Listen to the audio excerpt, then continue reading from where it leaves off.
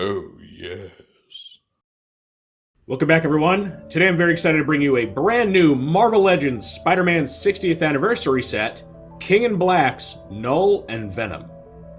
This is a rather large 2-pack containing what most people would consider deluxe-size figures.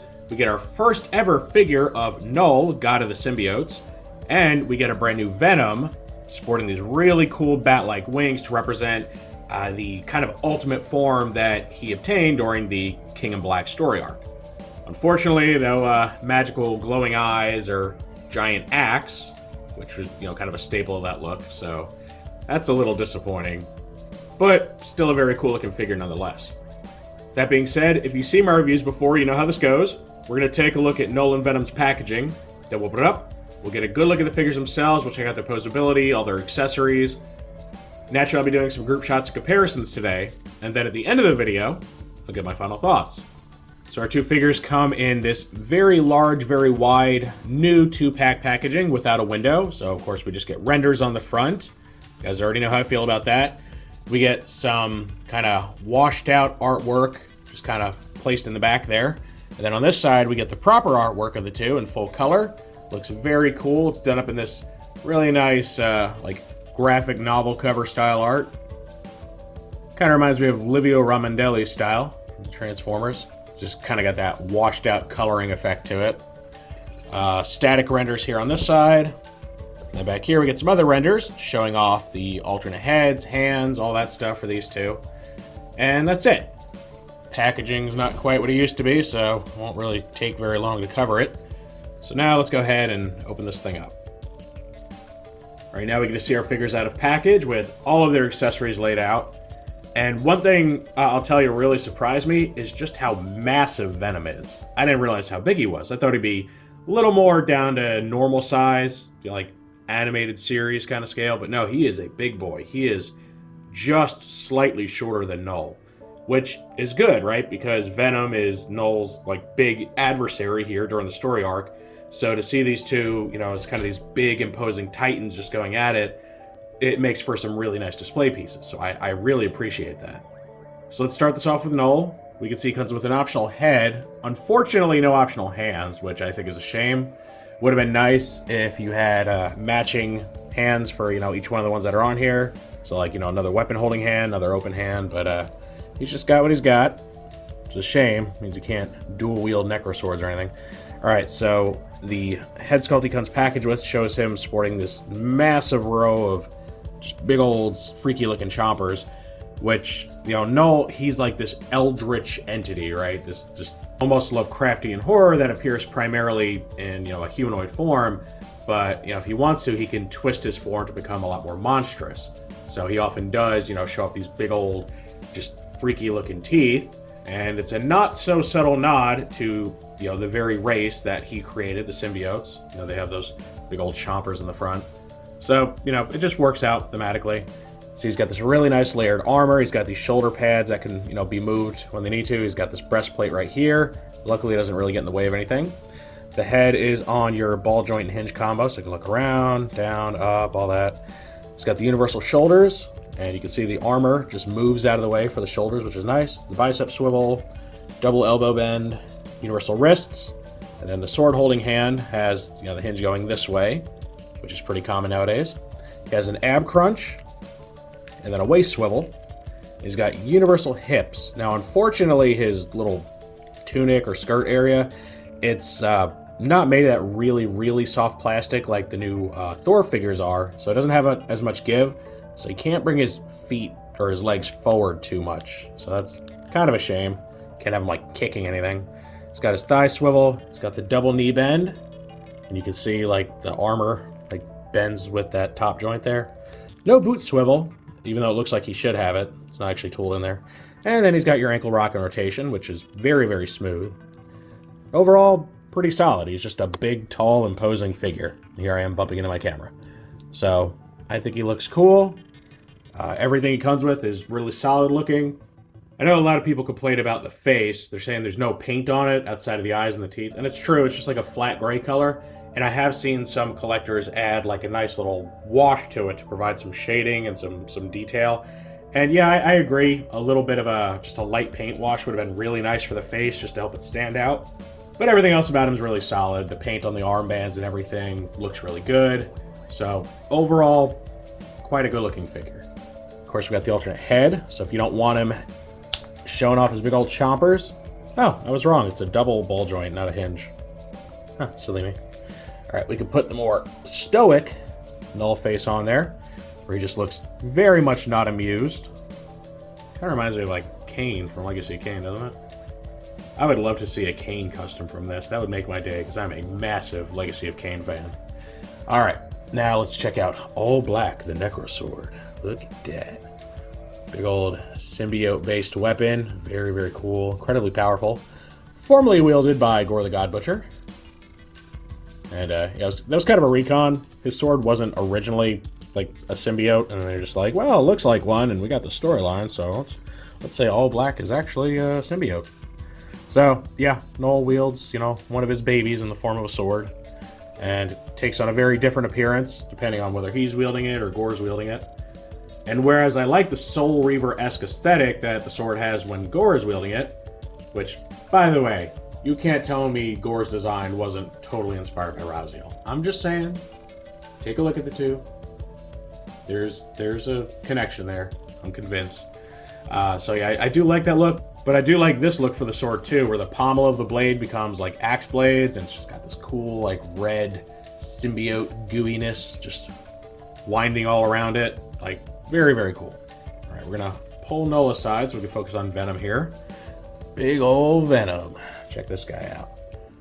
So I'm thinking that at least part of his sculpt is based on the movie one. I don't own the movie Venom, but it seems like it is with the texture and everything. Could be wrong. All right, so we can see he's got this really cool head sculpt where his mouth is wide open. He's just kind of lashing his tongue around, something symbiotes like to do. Very well done head sculpt. This is also on a double ball joint. It's got the universal shoulders, which move very nicely. They ratchet in the forward and back motion. Big bicep swivel, which is also mildly ratcheted. Double elbows. Universal wrists. He has an upper torso ball joint, which also has a bit of a ratchet to it. He's got an ab crunch, no waist swivel, and he's got the universal hips, the thigh swivel, double knee bend, and your ankle rock and rotation. I don't know, I might just start calling these universal ankles. I don't know, it's hard to say because like ankle articulation is accomplished, number of different ways depending on the toy brand, so I'm not really sure what to call it. Probably a better word. All right, now we can take a look at his back, and you can see he's got these little indentations and holes to plug the wings into. And what they really appreciate is that they actually painted the emblem like down into the recesses of this so that the holes don't break up that design too much. They could have just left this all unpainted, but they didn't. So even though he does have some holes in his back, if you do leave the wings out, he doesn't look totally incomplete. And that's something I'm sure collectors that, don't necessarily want to have to buy a second Venom to get a more standard look would appreciate. Like if this is the one that they bought and they don't want to, go in on like a retro Venom or the one coming up in the 3-pack, this one can, easily serve as that character if you don't mind the two little, ports in his shoulders there. All right, so look at the wings. These things are massive. So they come disassembled in the packaging like this. Just got to plug them in there. And they have a decent range of articulation. They can close up about this much, and open about that much before the plastic starts colliding with itself. So not too bad. And they use just like a standard limb, like hand or foot plug right here. Let's go ahead, plug it in his back. Oh, that is tight. I was hoping that wouldn't be quite so tight because like you want to be able to remove it, All right. Oh, now he's super off balance. Let's go ahead and get this one plugged in too before he topples over on us. These do not go in easily. Wow. Okay. Give me one moment. I don't want to break anything. All right. That took a lot of force. I gotta warn you guys, those don't go in easily. Okay, let's try to balance this guy out. Just add a lot of weight to the figure. It is way out here because these are so huge. All right. Wow. Some big old wings. They take up my whole shot here. Okay, so they will go in. You got to put a lot of force behind it. Just be careful not to snap those pegs off, because if you do, that's it. Your $70-something 2-pack is ruined. Alright, so you can see they go in here. They don't really rotate well. Like, it doesn't feel like it's actually turning. It feels more like I'm twisting the peg. So I don't recommend trying to rotate these around. They seem to just kind of have one resting spot.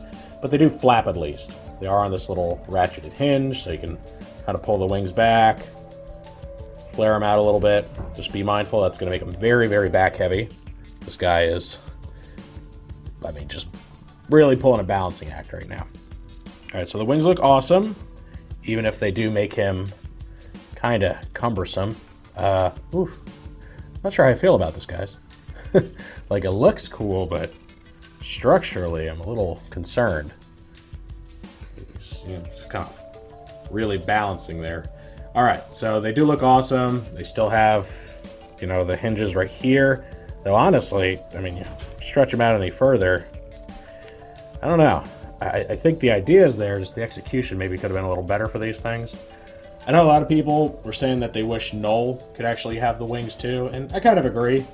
Though, I don't know if his back is wide enough for him. Not sure. I have seen some customs, but that requires some heavy modification of your Knull toy, like drilling holes in it. There goes Venom falling over. I already don't have a great feeling about this. I'm not gonna lie. Like, it looks cool, but I question this thing's longevity. Balancing it's gonna be fun when I have to put this on a shelf. Hope it doesn't knock over about 20 other figures with its massive wingspan. Alright, so it looks cool. Just be aware it's a little awkward. Alright, let's go ahead and check out the alternate accessories here. The head just pops right off the ball joint. Pop the more standard grinning Venom head on here if you want to. That doesn't want to go on easily either. Boy, the amount of force required to attach these accessories is really worrying. Alright, the hands fortunately come off a little easier. They do use like the regular standard size pegs, which I think for hands this big maybe they should have gone up a size, but oh well. Just be careful again not to snap them off. Alright, so we swap out the open hands for closed fists. If you want to make it look like he's punching something or being all dramatic. So then we have this option, which also looks pretty cool. Personally, I'm a fan of the open mouth head more with the tongue sticking out. Like, anytime you have a character that's got this long, lashing tongue, I tend to prefer to display him that way because I just think it's a really cool aesthetic. That's why I like, you know, a character like Toad. I'm always going to have him with the tongue head instead of the standard one. So, yeah, this looks pretty cool, too. I think not quite as dramatic looking as the open hands and the, you know, the open mouth and all that. But it is a nice option to have. And really, I think the only thing that could have made this Venom better is if he had that giant axe, which, you know, I get how including the axe would have driven the cost of this up even higher, because it is already, you know, more than the cost of 2 deluxe figures. But, you know, if you're going to go this hard and give him giant wings and all that, you may as well go all the way. So having, you know, at least one weapon holding hand and that axe would have elevated this from great to perfect. Though something to keep in mind with this guy's balancing issues, that axe might make him just want to topple over even more, so it's kind of a tough call. I think at the end of the day, I'd like to see it, even if it meant I had to pose him even more carefully than I already do, because, you know, I doubt we're ever going to get this version of Venom again, so for him to get that very iconic-looking weapon really would have been icing on the cake. Here's a fun little group shot of Venom battling his longtime nemesis, Spider-Man. Specifically the new one from the Renew Your Vows 2-pack. And you can see that Venom's wings are removable, and just like his swappable heads, they come out a lot more easily than they go in. So I would just say if you are going to plug the wings in and out, just make sure you're careful.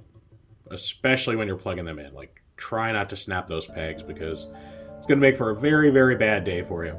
But you can see here that, you know, without the wings, this figure more than passes for just a standard Venom.